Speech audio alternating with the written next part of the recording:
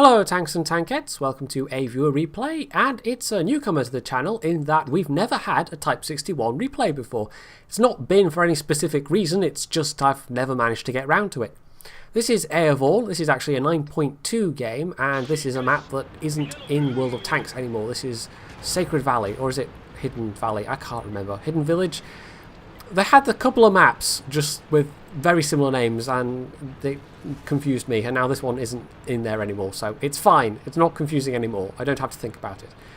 Anyway, this replay is going to be mostly from the free cam point of view, as I sometimes occasionally do, because although it's a very good game, Aervorn has, or at least had for the duration of this battle, the very annoying habit to watch of scrolling rapidly in and out. And that is very distracting when you're trying to watch a replay. So I've intercut his point of view with the actual free cam, and I've tried to make it relatively seamless, so hopefully that all comes off okay, and hopefully there won't be any disparities between the sound as there were in the recent supporter replay. Because I think the very first match of that, I did exactly the same thing, and it might have been why the frame rate of that particular match was not good compared to the rest of the video, but yeah, the other issue was that the sound was a bit wonky in places. Now this IS just YOLOs over, and well, you don't want to waste an opportunity like that. I mean, the guy's just suicided effectively, but he is distracting these enemy tanks enough, and this ridgeline position means that Aervorn can use his rather good gun depression to do a lot of damage to this enemy Type 61, and if you can kill this guy, it will have effectively been a trade of a tier 7 heavy for a tier 9 medium tank. And that's not a bad trade. I don't think it's the trade that the IS player was planning on making. I don't think he was thinking in those terms at all, but you know, if somebody's going to do something silly, you might as well take advantage of it if it distracts the enemy team.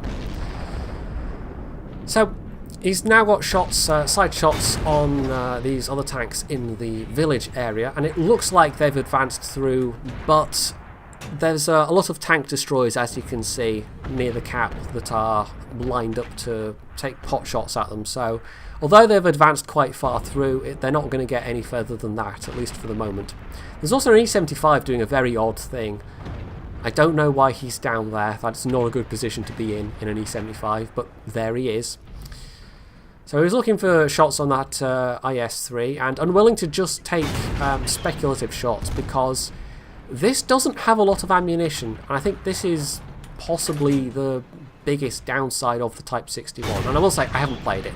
I've only gotten as far as tier 6 myself on the Japanese medium line, so I can't speak from experience here, but it only gets 32 rounds of ammo, so you absolutely cannot afford to waste shots knocking things down, for instance, or just taking speculative shots that may or may not actually hit anything. It's not that kind of gun at all. Otherwise, I mean, the mobility seems okay, the gun handling seems okay, but I don't know how it compares to other high-tier mediums, because I don't have a lot of them. I've got the E50, and the E50 M is probably going to be my next tier 10.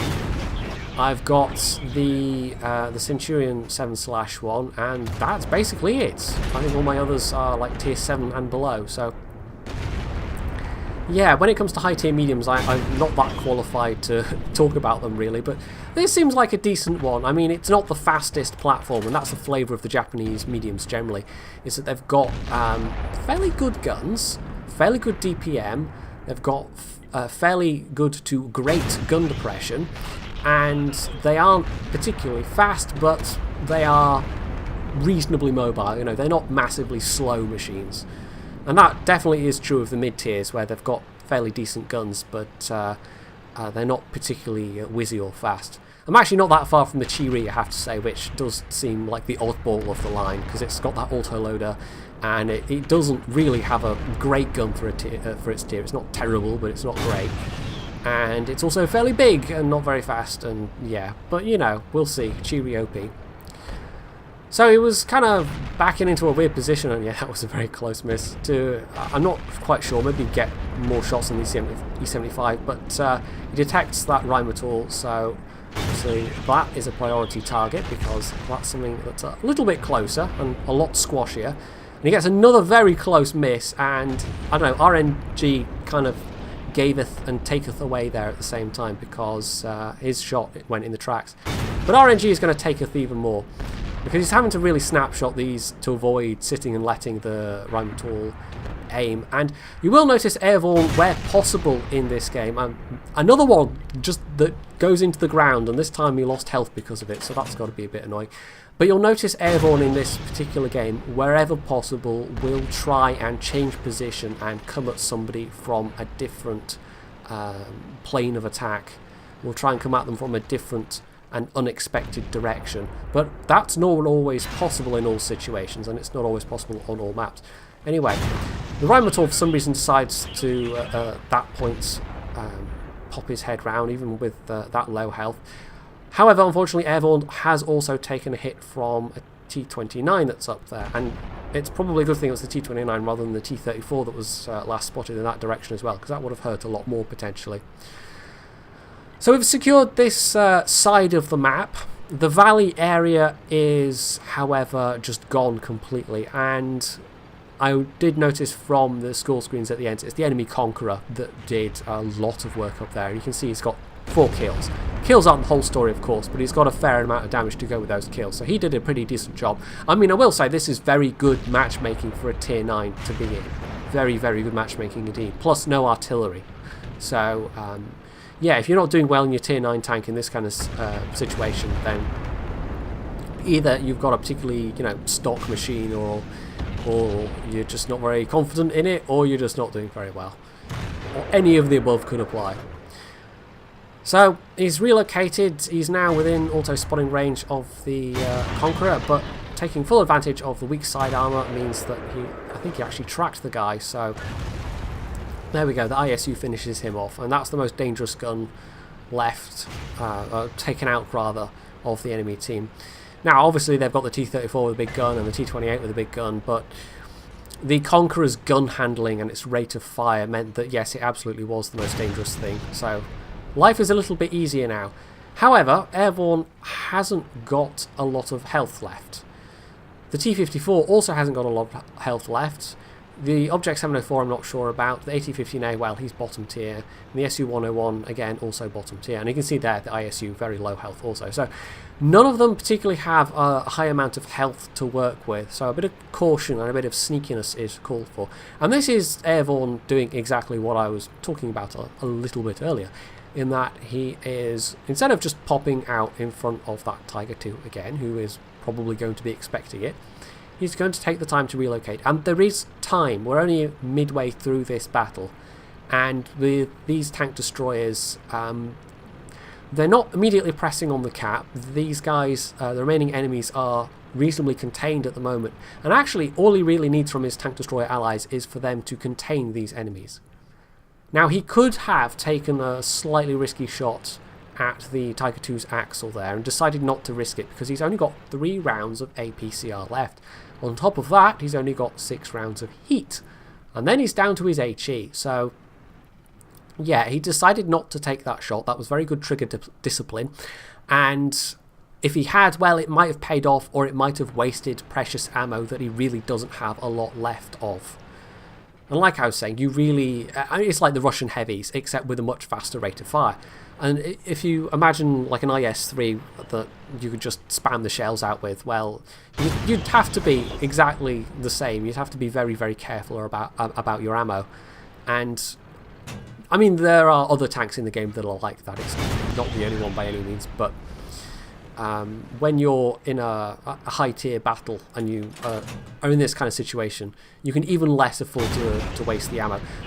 That's a very nice shot there indeed. Sets the guy on fire so he doesn't have to spend another shell getting the kill for the last little bit of health. So we know the T-28's moved up there. The T-34 and the T-29 appear to be defending the cap. I know. T-28 just takes the bait, whiffs a shot in his direction which misses, and Aervorn is able to easily pen him in return. So he's down to his heat now. He absolutely, he doesn't have any choice here. It's heat or HE, and, well, why would you fire HE when you've got the heat left? So again, he's going to relocate. He's not going to just play peekaboo with that guy. I mean, he's not going to push his luck because he doesn't have a lot of health left to spend at this point. He can take 1 hit from, well, any of the 3 remaining enemies. And yeah, he could try and just keep playing peekaboo with the T28, keep trying to bait him into wasting his shots, but it's a bit risky. And given the nature of the T28, because it's so slow, because it turns so badly, I mean, the ISU is going to be there to spot the guy if he starts moving, so actually, I think this is entirely a smart move, just ignoring the T28 entirely instead of being tied down playing peekaboo and potentially wasting ammo. Instead, he's going to see if he can't get around behind the T34 and the T29. And once they're taken out, the T28 will be isolated and a lot easier to deal with. So, yeah, like I said, I think this is the smart move. However, the T29 has moved to cover this particular opening, and is about to be within auto-spotting range, but the T29 is not quite looking in the right way. So, Aervorn gets away with peeking and shooting. The T29 is able to snap a shot back, but it goes into his tracks, and Aervorn, clearly worried that the T34 is lurking around that corner to shoot him as well, immediately repairs. He didn't need to, as it turns out, but I think it was the right call to make, because he had no idea if the T34 was still where he was last spotted, or if he was going to poke out, use his gun depression to smack Aervorn. And I think the T34 could, with a high roll, probably kill him, but I'm not sure. I'd have to break out a calculator.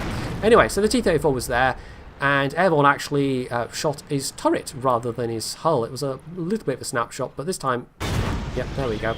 So the shot the T34 shot back at him, the shell that the T34 shot was a low roll, fortunately for Aervorn, but unless it had been high enough to one-shot him outright, I mean, it would have left him, regardless, a one-shot for the T28. The only one with any health left at this point is the AT-15A, as we can see. And he's about to lose, there we go, most of the remaining. So this is a little bit tricky. I mean, they are all facing the way that the gun is pointing, and yeah, he could try and flank back around the T28, and I think he was thinking about it, and then decided it was going to risk this because it's still a 3 versus 1 situation, and at least the first shot will have the element of surprise, so he can do that because he wasn't spotted getting here. Now, he maybe could have tried to do a tracking shot, possibly he was, and just waited for the shot, and goes for the second shot, takes the risk, and it pays off. And he actually bounces a shell from the T28, which was rather lucky. But at that kind of oblique angle, yeah. So that was an ace mastery. He got a Confederate, high caliber, and a Spartan for that very last shell that just pinged off his armor. And for his efforts, as you can see, easily top of the team, nearly 1700 base XP, 750 damage, that's not that good, 7,583 damage with 5 kills. So all in all, that's a fairly impressive performance. And as you can see, compared to the bottom kind of half or more of his team, he really, there were enough people not doing stuff that he had to give that level of performance to pull that to a victory. And it was one of those games where there's not really any spectacular standout moments. It's just when somebody keeps chipping away and using what they know, you know, the information they know from the minimap and the information that their allies are providing through spotting to reposition and try and gain advantage, and to use that medium ability to move around and come out at unexpected directions. And just, I think he did a lot of things right there, and it all added up to a very, very nice game indeed. So there you go, the Type 61. I hope that was a good showing. I hope the aficionados will consider it to be a good demonstration of what it can be capable of at its best. And if you thought so, you can leave any comments below, you can hit the like button, you can subscribe to my channel, and as always, stay tuned for more.